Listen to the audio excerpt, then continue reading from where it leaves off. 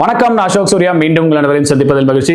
Jurassic world Rebirth படத்தோட விமர்சனம் அதை பற்றி தான் பார்க்க போகிறோம். Written by David Koepp, directed by Gareth Edwards, music Alexandre Desplat, cinematography John Mathieson. இதில் நடிச்சிருக்கிறது Scarlett Johansson, Jonathan Bailey, Mahershala Ali, Rupert Manuel மற்றும் பலர்.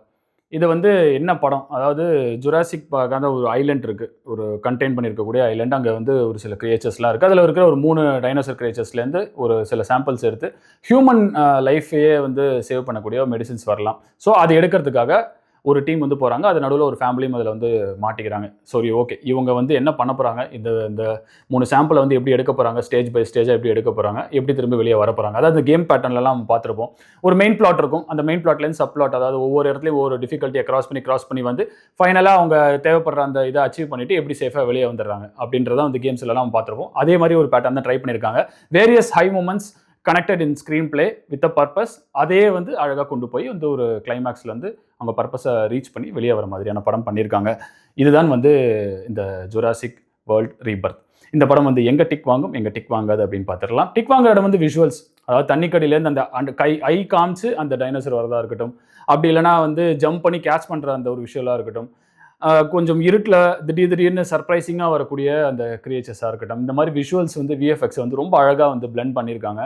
ஒரு சில ஒரிஜினல் விஷுவல்ஸ் அண்ட் விஎஃப்எக்ஸ் பண்ணி அதை ரெண்டுத்தையும் மிக்ஸ் பண்ணி ஒரு நல்ல ஒரு விஷுவல் எக்ஸ்பீரியன்ஸ் கொடுத்துருக்காங்க. அந்த இடத்துல கண்டிப்பாக டிக்குவாங்க. அண்ட் ஆக்டிங் பர்ஃபார்மன்ஸ், ஒவ்வொருத்தருக்குமே கேரக்டரைசேஷனில் ஒவ்வொரு பர்பஸ் இருக்குது. ஒவ்வொருத்தங்க ஒவ்வொரு ஸ்டேஜஸ் ஆஃப் ஸ்டோரியில் நகர்த்தி கொண்டு போவாங்க. கிளைமேக்ஸில் கூட அந்த சின்ன குழந்தை ஒரு டோர் திறக்கிறதுக்கு ஹெல்ப் பண்ணுற மாதிரியான ஒரு சீக்வன்ஸ் இருக்கும். ஸோ ரைட்டிங் வைஸ் பர்ஃபார்மன்ஸ், கேரக்டரைசேஷனும் நல்லா இருக்குது, அவங்களோட ஆக்டிங் பர்ஃபார்மன்ஸும் நல்லா இருக்குது.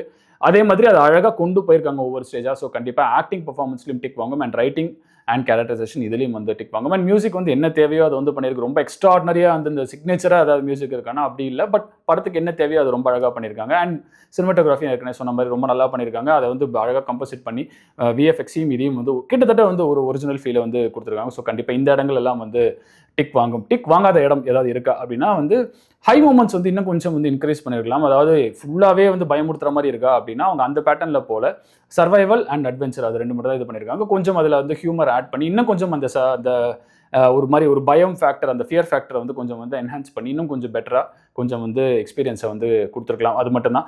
மற்றபடி இந்த படம் ஒரு ஜாலியான எக்ஸ்பீரியன்ஸ் நீங்கள் பார்க்கலாம். விஷுவல்ஸ்க்காகவே நல்லா இருக்குது, அது நீங்கள் பார்க்கலாம். மீண்டும் இதே போல் ஒரு நல்ல திரைப்படத்துடன் உங்களை சந்திக்கிறேன். நன்றி, வணக்கம்.